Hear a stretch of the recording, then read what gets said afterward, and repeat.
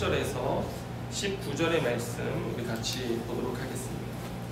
우리 다 같이 합독하도록 하겠습니다. 자, 우리 같이 읽습니다. 7절부터 시작. 예수께서 제자들과 함께 바다로 물러가시니 갈릴리에서 큰 무리가 따르며 유대와 예루살렘과 이두메와 요단강 건너편과 또 두로와 시돈 근처에서 많은 무리가 그가 하신 큰 일을 듣고 나아오는지라. 예수께서 무리가 에워싸미는 것을 피하기 위하여 작은 배를 대기하도록 제자들에게 명하셨으니 이는 많은 사람을 고치셨으므로 병으로 고생하는 자들이 예수를 만지고자 하여 몰려왔음이더라. 더러운 귀신들도 어느 때든지 예수를 보며 그 앞에 엎드려 부르짖어 이르되 당신은 하나님의 아들이니이다 하니 예수께서 자기를 나타내지 말라고 많이 경고하시니라. 또 산에 오르사 자기가 원하는 자들을 부르시니 나아온지라. 이에 12를 세우셨으니 이는 자기와 함께 있게 하시고 또 보내사 전도도 하며 귀신을 내쫓는 권능도 가지게 하려 하심이로라. 이 12를 세우셨으니 시몬에게는 베드로란 이름을 더하셨고 또 세베대의 아들 야고보와 야고보의 형제 요한이니 이 둘에게는 보아너게 곧 우레의 아들이란 이름을 더하셨으며 또 안드레와 빌립과 바돌로메와 마테와 도마와 알페오의 아들 야고보와 및 다데오와 가나나인 시몬이며 또 가룟 유다니 이는 예수를 판 자더라. 아멘. 할렐루야. 이 말씀을 가지고 전적인 은혜 15번째 말씀을 함께 나누도록 하겠습니다. 여러분, 사람들이 세상에 영향력을 미치는 방법이 있는데 보통 세상에서는 많은 무리들과 대중들에게 메시지를 전하는 방식으로 진행됩니다. 한 사람이 수천 명, 수만 명의 사람들을 모아놓고 군주를 이끌며 영향력을 미치는 방식으로 세상을 일하지 않습니까? 또 TV로, 라디오로, 그리고 큰 경기장에 모여서 한 사람이 집회나 연설을 하는 방식이 바로 그런 방식입니다. 이런 것들이 세상을 변화시키기 위해서, 세상 사람들에게 영향력을 미치기 위해서 사용하는 방법인데, 그러나 오늘 예수님께서는 이 땅에서 사역하시는 동안에 세상을 변화시키기 위해서 사용하신 방법은 다름 아닌 위임이었습니다. 소수의 사람들을 불러 모아서 그들에게 자신의 삶과 말씀을 맡기셨는데요. 저도 큰 규모의 수련회나 집회를 해보면 굉장히 효율적이고 효과적인 것처럼 보여집니다. 큰 장소에서 휘황찬란한 조명과 잘 조율된 음악팀들, 그리고 감정을 고조시키는 그런 음향, 또 사람들의 여러 가지 반응들, 눈물, 뜨거운 현장의 분위기는 저도 거기에 도취돼가지고 정말 이 사람들이 이 말씀과 이런 예배를 통해서 변화되는구나, 놀라운 하나님의 역사가 있구나, 이렇게 생각되지만, 여러분, 그런 대규모 집회의 중요한 역할에도 불구하고 우리는 이런 이야기를 합니다. 마치 그때 한 번은 이 비타민 주사 같은 거 맞으면 몸이 정말 개운하고 힘이 나고 막 아팠던 게 다 사라지고, 그래서 쉬라고 비타민 주사 맞는데 뭐해요? 엄마들은 비타민 주사 맞으면 힘이 나니까 뭐해요? 막 다시 집안일을 막 하잖아요. 마치 이렇게 한 번 비타민 주사 맞은 것처럼 일시적인, 일회적인 효과는 있지만 사람들의 삶을 지속적으로 변화시키는 일에는 한계가 있음을 우리가 분명히 알고 있습니다. 내비게이터 선교회의 창시자인 도슨 트로트맨이라는 사람과 세계적인 전도자인 빌리 그레함의 잘 알려진 일화가 있는데요. 여러분, 빌리 그레함 목사님이 전 세계 가장 많은 사람들에게 설교하신 목사님이신데, 집회로, TV로, 라디오로 몇 명에게 복음을 전한 줄 아십니까? 약 22억의 사람들에게 복음을 전하셨습니다. 그런데 언젠가 그분이 혼자 있을 때 갑자기 두려운 마음이 들기 시작했던 거예요. 나에게 복음을 들었던 이 수많은 사람들은 지금 어디에서 무엇을 하고 있을까? 라는 생각이 들기 시작하면서 그의 삶에 두려움이 엄습해왔고 그는 누구를 찾아갔냐면 바로 내비게이터의 창시자인 도슨 트로트맨을 찾아가기 시작했습니다. 그래가지고 그에게 이런 이야기를 했어요. 내가 이렇게 수많은 사람들에게 복음을 전하고 집회를 열고 라디오로 TV로 방송을 하는데 그때 결단하고 예수님을 믿기로 작정했던 사람들이 지금 어디서 뭘 하고 있는지 그들이 제대로 된 신앙을 갖고 있는지 모르겠다. 그래서 내가 너무나 두렵다. 그러니 나를 도와서 내가 복음을 전하고 결신한 그 사람들이 즉각적으로 당신과 연결되어져서 제자 훈련을 받고 양육을 받아서 그러니까 복음을 영접한 뒤에 그 뒤에 후속 조치와 양육을 받을 수 있도록 당신이 나를 좀 도와주면 안 되겠소? 라고 하면서 찾아가 이야기했던 일화인데요. 당시에 이 도슨 트로트맨은요 어떤 일을 했던 사람이냐면 미 해군들을 대상으로 해서 복음을 전하고 있었어요. 근데 해군들은 육지에 오면 잠시 머물렀다가 또다시 바다로 떠나잖아요. 그러면 몇 개월 동안 또는 더 길게 그들이 돌아오지 않으니까 도슨이 어떤 제자훈련 방법을 준비했냐면 육지에 있는 동안 그들을 훈련해서 어디로 파송하는 거예요? 배 안으로 파송하는 겁니다. 작은 소책자와 제자훈련 도구들을 준비해서 그들을 훈련시켜서 돌려보냈더니 나중에 그 배가 다시 입항했을 때에는 그 배 안에 있는 수많은 사람들이 복음을 듣고 변화되어져서 예수 그리스도의 제자가 되어져 있었다는 것입니다. 그래서 이런 성공적인 사역들을 경험했었는데 지금 빌리 그레함요 그런 자신의 사역을 위한 이런 제자 훈련, 삶을 위임하고 소수의 사람들이 하나님의 말씀 가운데 설 수 있게 하는 그런 도움을 요청했다는 그런 이야기를 드리는 것입니다. 자, 여러분 오늘 본문 7절과 8절 말씀을 한번 다시 보시면 이렇게 말씀합니다. 예수께서 제자들과 함께 바다로 물러가시니 갈릴리에서 큰 무리가 따르며 유대와 예루살렘과 이두메와 요단강 건너편과 또 두로와 시돈 근처에서 많은 무리가 그가 하신 큰 일을 듣고 나오는지라 이렇게 말씀합니다. 여러분 예수님 곁에는 큰 무리가 따랐습니다. 예수님의 사역이 얼마나 성공적이었냐면 여러분 세례 요한의 사역하고 한번 비교를 해볼까요? 세례 요한이 사역했을 때 사람들이 어디에서 몰려왔었냐면요 예루살렘과 온 유대 사람들이 몰려왔다고 기록되어져 있습니다. 그런데 지금 보세요. 당시에 이 유대와 예루살렘은 이 유대인들에게만 한정된 것이었거든요. 그런데 지금 예수님 보세요. 갈릴리, 유대, 예루살렘 이 세 군데는 세례 요한하고 동일하게 유대인들에게 해당하지만 갈릴리까지 포함한 더 넓은 지경이었고 그리고 이두메와 요단강 지역은 유대인과 이방인의 혼합 지역이었습니다. 그래서 또 유대인들과 일부 이방인들에게 영향을 미쳤던 것이고 그런데 두로와 시돈 지역이라고 하는 것은요 철저히 이방인의 지역이었습니다. 그러니까 지금 예수님의 사역은 유대인을 넘어서 이방인에 이르기까지 굉장히 능력 있게 전파되고 있었다는 것을 보여주는데 여러분 예수님은 당시에 최고의 인기뿐만 아니라 이방인에게도 그 소식이 전해지고 그 능력이 전해져서 사람들이 가장 필요로 했던 분이 예수님이셨다는 것을 오늘 말씀은 보여주고 있는데요.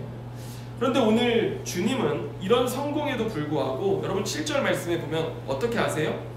제자들과 함께 바다로 물러가셨다라고 말씀합니다.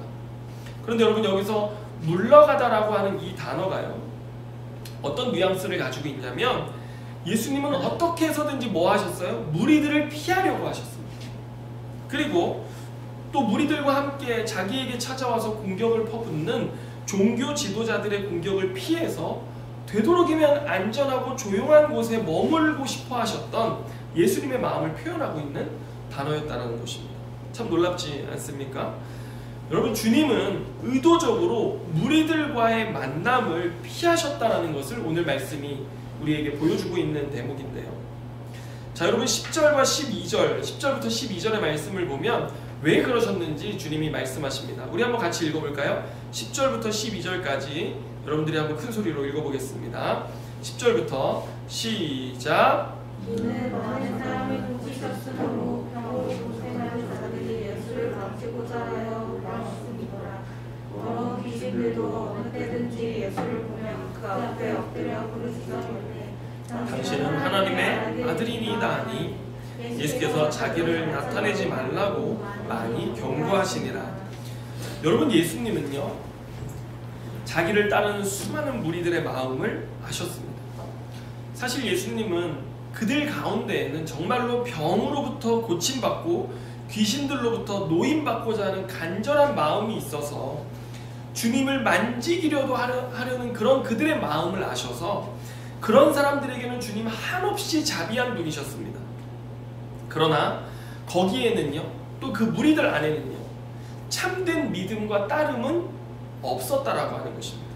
오히려 그런 큰 무리들과 사람들이 몰려들자 인기에 영합하고 또 이익과 욕심을 따르려고 하는 그런 마음들이 있었는데요.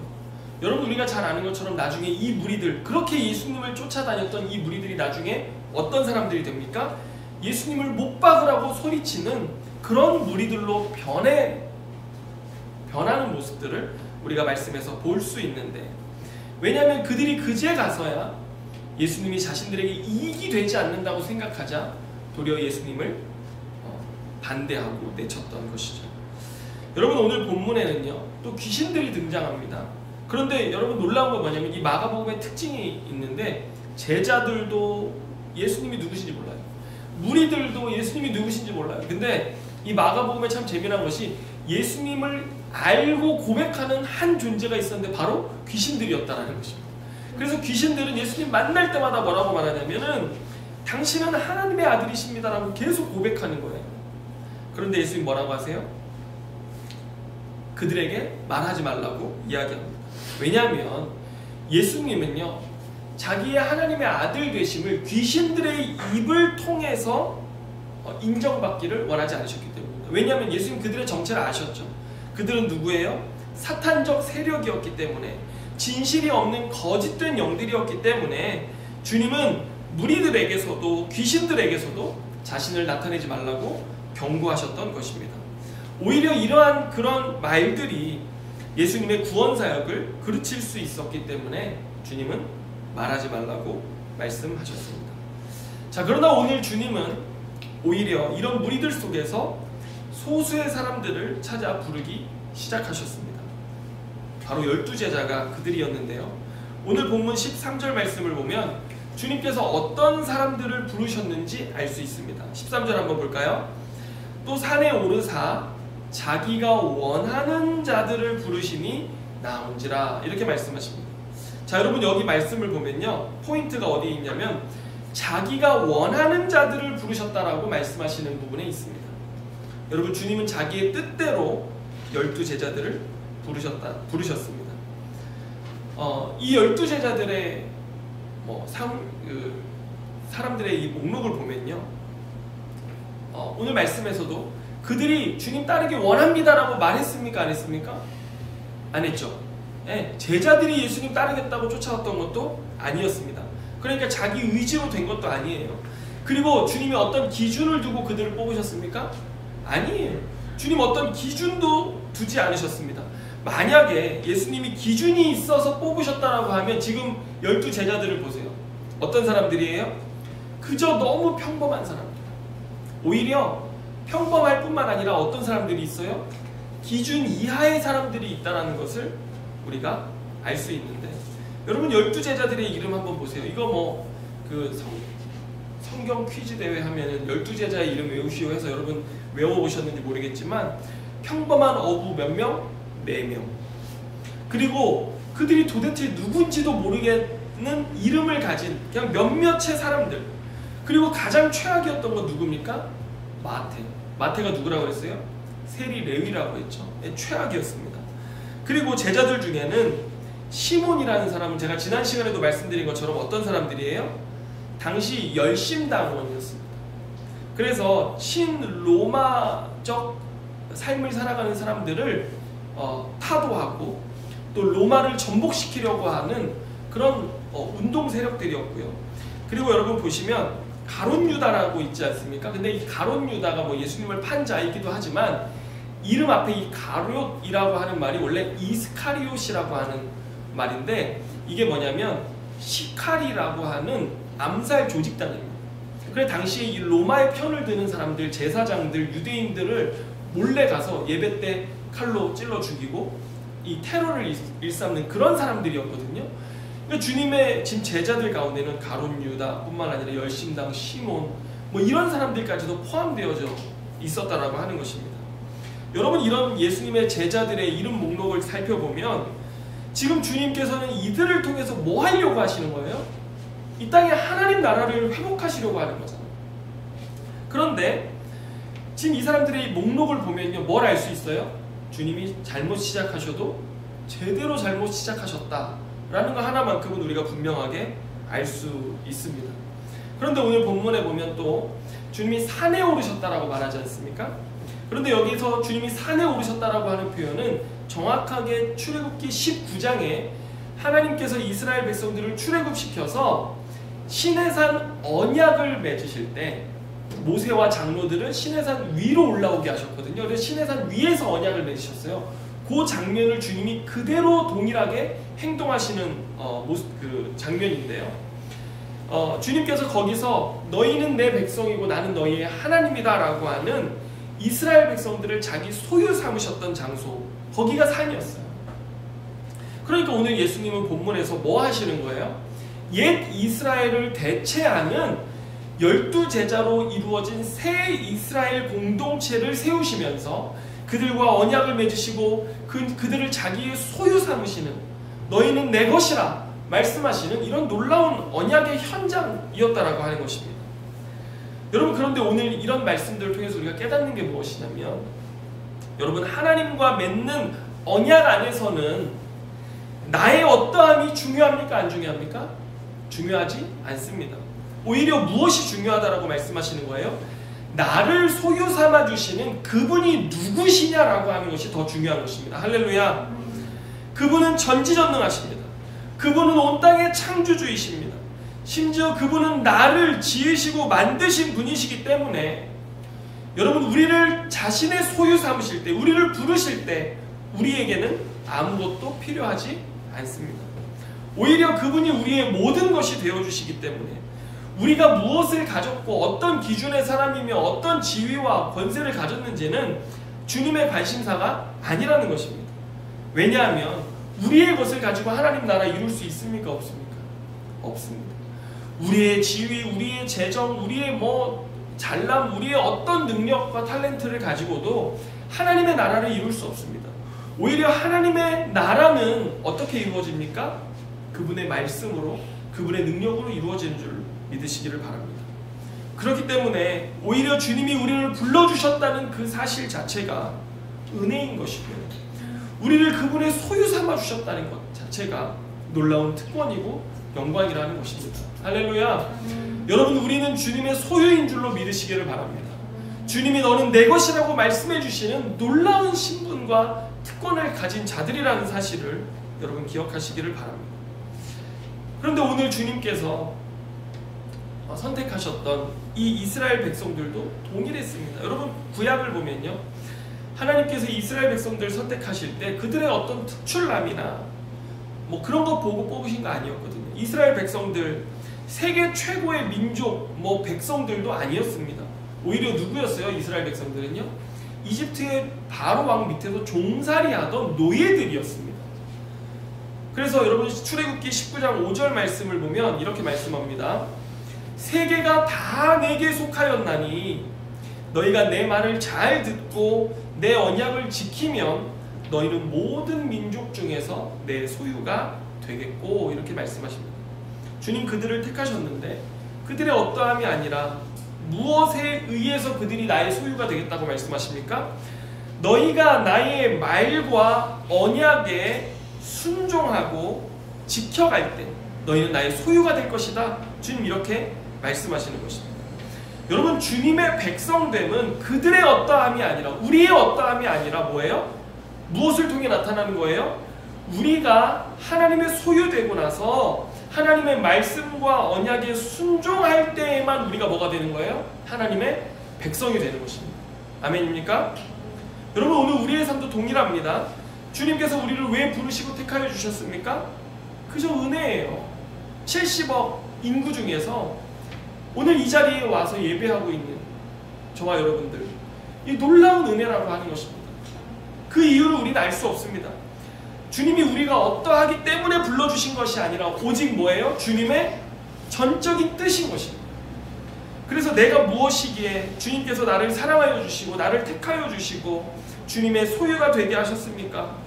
왜 주님은 나의 모든 것이 되어주십니까? 라고 우리가 주님께 묻지만 우리가 주님께 그 이유를 알 수 없어요. 단지 주님이 우리를 사랑하시기 때문에, 주님이 우리를 원하시기 때문에 부르셨다라는 것, 주님의 주권적인 뜻 가운데 이루어졌다라는 것 하나밖에는 우리가 알 수 있는 것이 없는 것입니다. 그런데 오늘 우리가 읽은 본문에 그 이유가 나타나 있는데요. 여러분 14절, 15절 말씀을 한번 읽어봅시다. 자, 14절과 15절 같이 읽습니다. 시작. 이에 12를 세우셨으니 이는 자기와 함께 있게 하시고 또 보내사 전도도 하며 귀신을 내쫓는 권능도 가지게 하려 하심이로라. 주님이 우리를 선택하신 이유가 있어요. 두 가지로 정리할 수 있습니다. 첫 번째는 자기와 함께 있게 하시려고, 그리고 둘째는 보내시려고. 이 본문을 보면요, 딱 이렇게 정리되어져 있습니다. 자기와 함께 있게 하시고 우리를 보내시려고 우리를 부르셨다, 이렇게 말씀하십니다. 여러분, 주님께서 우리를 부르신 첫 번째 이유는 우리를 사랑하사 함께 하기 원하셨기 때문입니다. 아멘입니까? 여러분 그거 아십니까? 성경에는 하나님과 우리를 이렇게 비유적으로 표현하는 단어들이 있는데 그게 뭐냐면 하나님은 우리의 친구 되신다, 이런 말씀이 있습니다. 여러분 아시죠? 예수님 우리의 친구 되시지 않습니까? 그리고 주님은 우리의 뭐가 되셔요? 또 신랑 되신다. 주님은 우리의 목자시요 우리는 양이다, 이런 표현이 있죠. 그리고 주님은 우리의 아버지가 되시고 우리는 아들이다. 주님은 우리의 주인이시요 우리는 종이다, 이런 표현들이 있습니다.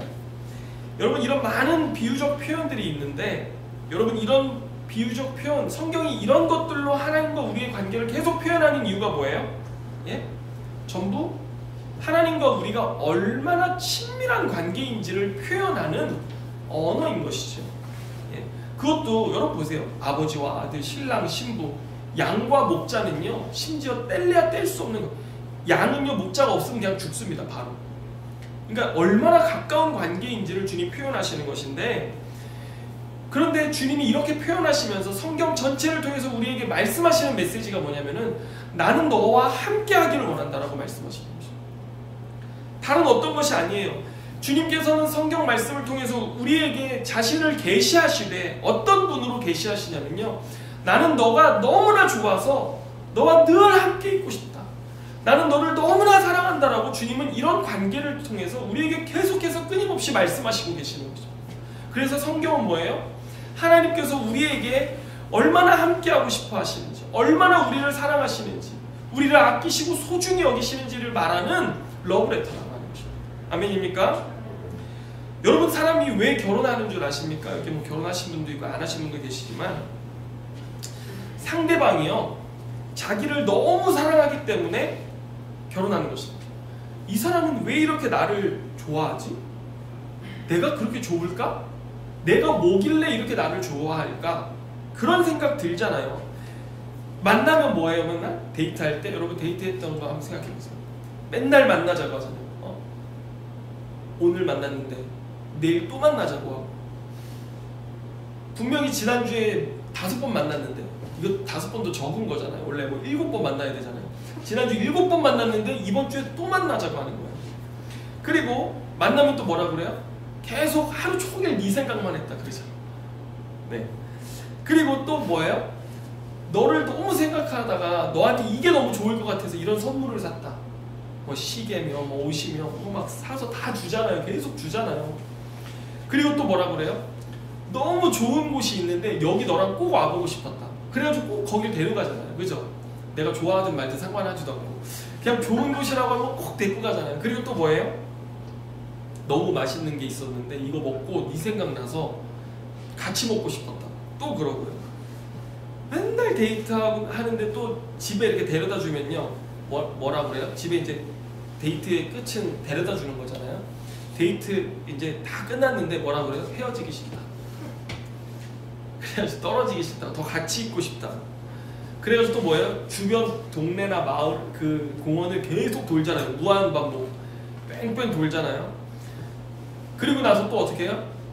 데려다 줬는데 또 데려다 줘. 그럼 이쪽 갔다 또 다시 또 데려다 주고, 그러다가 이제 너무 늦으니까 어쩔 수 없어가지고 이제 헤어지는 거죠. 버스 끊기고 집에 걸어오는데도 얼마나 행복한지 뭐 그런 거거든요. 그러다 결혼하는 거예요. 헤어지기 싫으니까. 그런 사랑과 신뢰 속에서 아, 이 사람이라면 정말 함께해도 좋겠구나 이렇게 생각하게 되는 것이죠. 그런데 오늘 예수님께서 12제자들을 부르신 이유가 뭐예요? 함께 있고 싶어서, 함께 하면서 그들에게 나의 사랑, 하나님의 사랑을 나타내 주길 원하셨던 것입니다. 여러분, 우리가 왜 성경을 읽어야 되는 줄 아십니까? 주님이 누구신지, 주님이 어떤 분인지를 아는 거예요. 그러기 위해서 우리가 성경을 읽는 거예요. 예수님께서는 제자들과 함께 하시면서 하나님 나라 이야기해 주시지 않았을까요? 하나님 나라에 대해서 가르치셨다고 성경에 기록하고 있어요. 하나님 나라 이야기가 도대체 뭐예요? 하나님이 너희를 얼마나 사랑하셔서 끝까지 너희를 포기하지 아니하시고 너희를 도와주기 원하시고 구원하기 원하시고 너희를 온전케 하기 원하시고 너희를 향해 하나님이 주시고자 하시는 사랑의 크기가 얼마나 넓고 깊고 높은지를 그 설명하는 게 하나님 나라 이야기 아닙니까? 그래서 그 사랑을 경험하면 경험할수록 뭐 하게 되는 거예요? 주님과 나 말씀 안에서 뭐가 생기는 거예요? 주님에 대한 신뢰가 생기는 거예요. 그게 뭐예요? 믿음입니다. 하나님 날 이렇게 신실하게 사랑하여 주시네. 하나님의 사랑은 변함이 없네. 나도 그 주님의 사랑에 반응해야지. 나도 그 주님의 사랑을 알게 되었으니 나도 그 주님의 사랑 앞에 신실해야지. 이러면서 뭐가 생기는 거예요? 주님과 믿음의 관계가 생겨나고 하나님과의 관계 속으로 점점 더 견고하게 들어가기 시작하는 것이, 이게 말씀이에요. 말씀 읽어서 내가 뭐 축복받고 말씀 읽어서 내가 병 고침받고 이런 거 아닙니다. 하나님 그분을 아는 것입니다. 여러분, 우리가 사랑 안에 있을 때 안정감을 갖게 되지 않습니까? 제가 요즘 TV를 보는데 이런 반려견들에 대한 TV 프로들이 요즘 많잖아요. 그런데 보면 개 사육장이 있잖아요. 막 이렇게 개들 자꾸 새끼 낳게 하고 이런 목적으로 막 개 사육장을 운영하는 사람들에게서 강아지들을 구조하는데, 그 구조하는 걸 보면 얼마나 참혹한 현장에서 철저하게 강아지들이 이용만 당하고 또 정말 참담한 현실 속에 있었는지 우리가 보게 되잖아요. 그런데 이런 강아지들이요 다 상처가 있습니다. 참 신기하게도 사람을 보면 무서워서 떨고 두려워하는 거예요. 그래가지고 사람들한테 마음을 열잖아요. 구조를 해가지고 이제 이렇게 입양을 보냈는데, 이 강아지들이 그때 트라우마 때문에 어떤 강아지들이 우울증이 생겨가지고 한 자리만 계속 뱅뱅뱅뱅 도는 강아지들이 있어요. 이게 우울증이래요. 정신적으로 강아지들도 문제가 생기면 같은 장소만 빙빙 돌고요. 대인 기피증이 생겨가지고 사람이 오잖아요. 그럼 무서워서 막 부들부들 떨면서 침을 질질 흘리고 뭐 그런 모습들 보이고요. 주인들이 이 입양 간 곳에서 정말 주인들이 지극정성으로 사랑해주거든요. 한결같이 기다려주고 사랑해주고 맛있는 것 주고 편안한 환경과 집을 마련해주고 정말 시간이 엄청 오래 걸리는데도 얘네들이 마음을 몰라요. 무서워서. 치료가 필요하고 회복이 필요한데 나중에 이런 오랜 시간이지만 그 시간이 지나고 나면 강아지들이 그런 주인의 마음을 조금씩 알아가기 시작해요. 그래서 강아지들이 어떻게 되냐면 안정감을 갖게 되는 거죠. 그리고 나중에는 꼬리를 흔들고 그 다음에 두려워하지 않게 되고, 그 사람이 왔을 때 이제 산책을 하잖아요. 산책하면 얘네들이 산책을 못해요. 무서워서. 정지예요, 정지. 그런데 한 걸음 내디딜 수 있게 되고, 이러면서 세상과 친해지고 사람과 관계하게 되면서 강아지들이 회복되어지는 것들을 보게 되어져요. 여러분, 그런데 저도 이걸 보면서 우리 인간의 삶도 얼마나 동일한지요. 세상에서 지치고 소진하고 정말 상처받은 우리들의 삶 아닙니까? 그런데 하나님의 사랑의 이야기들을 들을 때마다 우리가 어떻게 되기 시작해요? 치유가 일어나고 안정감이 생기고, 그리고 정말 세상에 한 걸음 디디기 힘들 정도로 우리가 상처받고 어려움이 있는데도 그 하나님의 사랑이 내 안에 들어오게 되어질 때, 내 안에 정말 하나님의 능력과 힘들이 생겨나기 시작해서 세상에 한 걸음 발을 디딜 그런 힘과 용기가 생기고, 또 사람들과 어떻게 관계해야 되는지 배우게 되어지고, 또 사람들을 때로는 어떻게 내가 이끌고 나아가야 될지 리더십이 생기게 되어지고요. 이런 것들이 알게 되어지는 것이죠. 오늘 제자들도 이렇게 주님과의 3년 동안의 시간을 통해서 하나님의 사랑에 대한 믿음을 가진 이들로 변화되기 시작했던 것입니다. 아멘입니까? 근데 이게 뭘로만 가능하다고요? 오직 말씀으로만 가능하다는 것입니다. 그래서 하나님께서는 3년 동안 이 소수의 제자들에게 자신의 삶을 쏟으시고 말씀을 가르치시면서 몸소 사랑을 나타내 주셔서 그들이 뭐 할 수 있는 사람들 되게 하신 거예요. 이 죄된 세상 속에서 하나님의 사랑을 자기들이 가졌잖아요. 그 사랑을 나누고 베풀고 그들 세상을 함께 붙들고 걸어갈 수 있는 지도자들로, 영적 지도자들로 그들이 살아갈 수 있게 되어졌다라고 하는 것입니다. 여러분, 구약 성경을 보면요, 하나님께서 이스라엘 백성들을 부르셔서 언약을 맺으시고 나서 뭐예요? 12지파 한가운데에 주님이 지성소에 그들과 함께 거하십니다. 그렇죠? 왜 그러셨어요? 율법에 그 내용이 다 나와 있는데, 여러분, 한 나라는 법을 통해 세워지잖아요. 그리고 법이 작동되어지고 움직여지면서 이 나라가 이제 돌아가게 되어지는데, 그래서 율법은요, 하나님 나라에 대한 청사진입니다. 그래서 그 백성들은요, 주님의 율법에 따라 살고 순종하면서 그들의 삶이요, 하나님의 말씀으로 다스려지니 얼마나 그 백성의 삶이 아름답게 되는지. 그래서 하나님이 이들을 나중에 뭘로 세우신 거예요? 제사장 나라가 되게 하신 거죠. 율법의 통치를 받는 삶이 얼마나 아름다운 것인지를 그들이 경험하고 종되었던 삶에서 그들이 회복되어지고 나서 그 삶을 누려가기 시작할 때 그 삶은 어떻게 되는 거예요? 흘러가기 시작하는 것입니다. 이것이 흘러가서 그들이 제사장 나라가 될 수 있었다라고 하는 것인데, 여러분, 구약에 주님께서 이 오케이 하시는 그 사인이 있어요. 이스라엘 백성들의 삶이 이제 됐다, 주님이 괜찮다라고 말씀하시는 기준이 있는데, 그게 뭐냐면요, 고아, 과부, 나그네 이 세 부류의 사람들이 정말 이 세상이 너무나 살만하구나 라고 느낄 때 주님은 그 이스라엘 백성들의 삶을 거룩하다 인정하시고 기뻐하시는 거거든요. 그런데 왜 고아, 과부, 나그네뿐입니까? 종은 없습니까? 노예는 없습니까? 얘기하지만 고아, 과부, 나그네가 뭐가 됩니까? 종이 되는 거예요. 의지할 데가 없어요. 세상에 아무것도 의지할 데가 없어서 그들이 종이 되는 거거든요. 그런데 이들이 율법이 행해지는 세상 속에서는요, 살만합니다. 그래서 주님은 그들이 살만하다고 고백하는 그 세상에 대해서는 하나님이 기뻐하시고, 그들이 고통하고 신음하면 하나님 이 세상에서 도무지 살 수가 없습니다 라고 얘기할 때 하나님 그 이스라엘 백성들 심판하셨어요. 주님이 이스라엘 백성들 그 지파 가운데 거하신 목적이 뭐예요? 이렇게 율법의 통치로 말미암아 하나님의 말씀으로 말미암아서 살만한 이스라엘 공동체 되게 하시려고, 아름다운 이스라엘 공동체 되게 하시려고 주님이 함께 사셨던 거예요.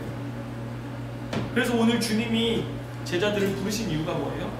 하나님의 사랑과 말씀 안에서 너희들이 정말 아름답고 행복한 삶을 누리기를 원하시고, 그 삶이 어떻게 되길 원하세요? 흘러가기까지 너희가 회복되어지고 온전케 되기를 원한다는 주님의 마음이신 줄 믿으시기를 바랍니다. 자, 그런데 주님께서 두 번째로 우리를 부르신 이유를 말씀하시는데, 그것은 바로 위임입니다. 위임. 다시 한번 14절 15절 말씀을 보면요, 주님이 자기와 함께 있게 하시고 또 뭐라고 말씀하세요? 보내사 전도도 하며 귀신을 내쫓는 권능도 가지게 하려 하심이라, 이렇게 말씀하십니다. 그런데 여기 본문에 보내사라고 하는 말씀이 나중에 명사로 뭐가 되냐면 사도라는 단어로 바뀝니다. 그래서 여러분, 사도라는 단어의 헬라어가 아포스톨로스라고 하는 단어고, 보내다라고 하는 말이요, 아포스텔로라고 하는 단어, 명사형, 동사형인 것이죠. 그래서 사도라는 말은 뭐예요? 12제자가 나중에 12사도가 되잖아요. 그들은 자기들이 경험하고 알았던 하나님의 말씀, 하나님을 어떻게 하는 자들이에요? 전달하는 자들. 예. 그 하나님을 알고 하나님을 소유한, 하나님의 소유가 된 그들이 하나님으로부터 보냄받은 자, 위임받은 자라고 하는 뜻이 이 아포스톨로스라고 하는 단어인데, 여러분, 예수님께서 3년간 그들을 가르치시고 그들에게 보이셨던 사랑과 삶을 이제 너희가 가서 보여주고 전하도록 하나님이 그들을 보낸 것인데, 여러분, 주님은 무리가 아닌 이 12의 제자들에게 자신의 모든 것들을 위임하신 거죠. 그래서 자기와 같이 전도도 하게 하시고, 그리고 주님만 가지셨던 그런 권능들 있잖아요. 귀신을 내어 쫓고 병든 자를 고치는 그런 권능도 그들에게 주사 사도로 살아가게 하신 것입니다. 여러분, 고대의 이 보내다라고 하는 말에는 어떤 권위와 권한이 있었냐면요, 여러분, 요한복음 12장 49절 말씀을 보면 이런 말씀이 있습니다. 내가 내 자의로 말한 것이 아니요 나를 보내신 아버지께서 내가 말할 것과 이를 것을 친히 명령하여 주셨으니, 이렇게 말씀하십니다. 예수님은 하나님으로부터 보냄받으신 분이셨습니다. 그래서 당시에 고대에 보냄받은 자는 보낸 자의 권위와 능력과 권세를 동일하게 갖도록 되어져 있었습니다. 그래서 예수님이 이 땅에 하나님의 아들로 오셨으니, 하나님의 나라를 회복하기 위해서 오셨으니 뭐 하시는 거예요? 천지를 창조하신 하나님 아버지의 능력을 가지고 뭐 하시는 거예요? 병자들을 고치시고 죄사하는 권세가 있음을 나타내시고, 아멘입니까? 죽은 자를 살리시는 놀라운 기적을 나타내신 거예요. 뭘 뜻하는 거예요? 내가 하나님으로부터 보냄받은 자라는 것을 나타내셨던 것이죠. 그리고 예수님이 하신 모든 것들은 뭐였어요? 아버지의 말씀과 명령하신 뜻대로 순종하시는 것이었습니다. 그런데 주님이 이후에 죽으시고 십자가에 죽으시고 부활하신 뒤에 제자들에게 오셔서 이렇게 말씀하십니다. 요한복음 20장 21절에 보면 예수께서 또 이르시되 너희에게 평강이 있을지어다. 아버지께서 나를 보내신 것 같이 나도 너희를 보내노라. 주님 이렇게 말씀하셨어요. 제자들에게 뭐가 위임된 거예요? 아버지가 아들에게 주신 권한과 권세와 능력이 이제는 아들이 제자들을 보냄으로 말미암아서 이들에게도 동일한 권한, 권세, 능력이 주어진 것입니다.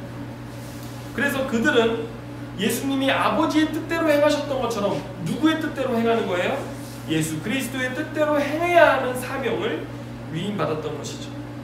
그래서 결국 주님은 이 새 이스라엘인 12제자, 12사도를 통해서 교회를 세우시고, 그리고 교회인 우리를 이 땅 가운데 세워가시는데요.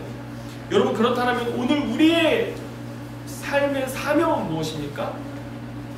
하나님 아버지로부터 보냄받은 자로서의 삶과 사명을 우리가 살아가야 된다고 하는 것입니다. 결국 뭐예요? 하나님 나라의 그 사랑이 어떠한 것인지, 하나님 나라 안에서의 내가 하나님과 맺는 관계가 얼마나 아름다운 것인지를 전달하는 자로 우리를 부르셨다라고 하는 것입니다. 여러분, 교회는요, 예수님이 병든 자를 고치셨던 것처럼 병고침의 권세를 가진 공동체라는 걸 여러분 믿으시기 바랍니다. 야고보서에 보면요, 의인의 기도는 역사하는 능력이 있다고 말씀하셨습니다. 예수 그리스도로 말미암아 의롭게 되어진 우리의 삶에는요, 병든 자를 고치는 능력이 있으니, 여러분, 교회 안에서 몸이 약한 자, 불편한 자가 있으면 우리는 힘써 기도해야 합니다. 치료의 능력은 누구에게 달렸습니까? 우리를 보내신 주님께 달려있는 거예요. 또 여러분, 교회는 사랑의 능력이 있는 줄로 믿으시길 바랍니다. 주님의 말씀을 배우며 그 사랑 안에서 세상을 치유하고 회복하는 놀라운 능력을 가졌습니다. 이게 누구의 능력이에요? 우리의 능력이에요? 아닙니다. 우리는 사랑하지 못하는 사람들이에요. 그런데 아버지가 우리를 사랑해 주시는 그 사랑의 능력을 말씀을 통해 경험하니, 그 사랑을 통해서 우리도 병든 세상, 상처난 영혼들을 치유할 수 있는 능력을 가진 자들이 되는 것입니다. 또 사도 바울은 교회가 가진 특권과 권세 중에 또 한 가지를 얘기하는데 바로 고난받는 특권을 이야기합니다.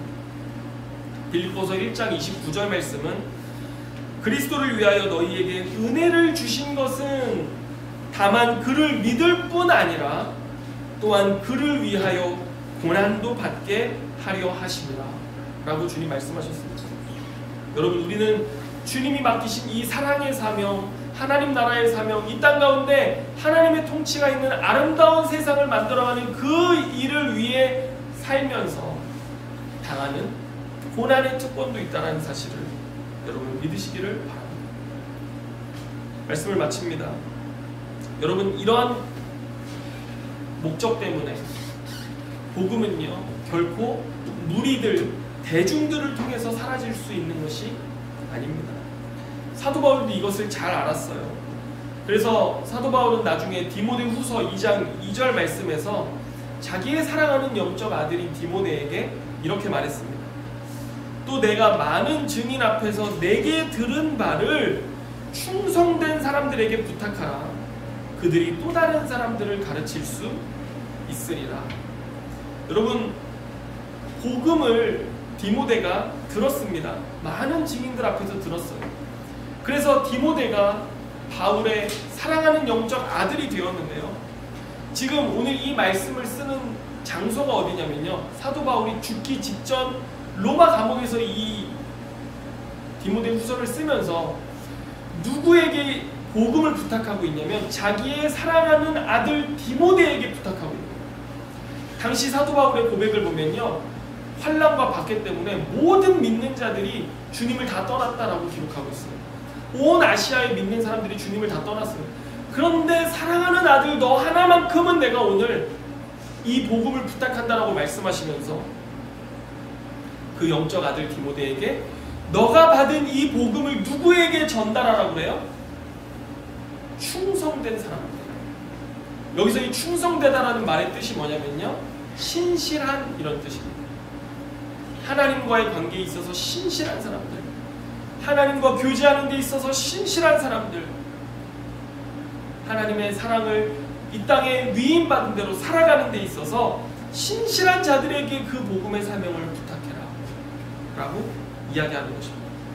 여러분, 그래서 이 복음의 사명, 하나님의 나라를 회복하는 이 사명은 신실한 자들이 감당할 수 있다는 사실을 여러분 믿으시기를 바랍니다. 주님이 오늘 우리를 부르셔서 택하셔서 오늘 교회가 되게 하신 이유가 뭐예요? 바로 그 주님의 사랑 안에 자라고 회복되어져 이런 충성된 사람들이 되도록 우리를 부르시는데, 오늘 그런 신실한 자 다 되시는 저와 여러분의 삶이 되시기를 주님의 이름으로 축원합니다. 기도하겠습니다. 하나님 아버지, 감사합니다. 주님, 우리를 부르셔서 내가 너를 사랑한다, 내가 너와 함께 있고 싶다, 내가 너를 얼마나 사랑하는지, 내가 너를 지은 모습 그대로 다시 온전히 회복해 주기를 원한다, 너의 죄를 씻어주기를 원한다, 너가 내 사랑 안에 거하기를 원한다라고 끊임없이 우리에게 사랑을 고백하시는 그 주님의 말씀을 듣게 하시는데, 주님, 우리가 거기에 반응하여 주님, 저도 주님을 사랑합니다, 그 말씀 가운데 주님과 더 깊어지기를 원합니다, 주님 안에 신실한 자 되기를 원합니다 고백하는 우리 성도들 삶 속에 주님 함께하여 주시고 일하여 주시기를 원합니다. 주님, 그렇게 우리에게 위임하신 사명 감당하는 우리 교회 될 수 있도록 축복하여 주시옵소서. 모든 것 주님께 감사드리며 예수님의 이름으로 기도드립니다.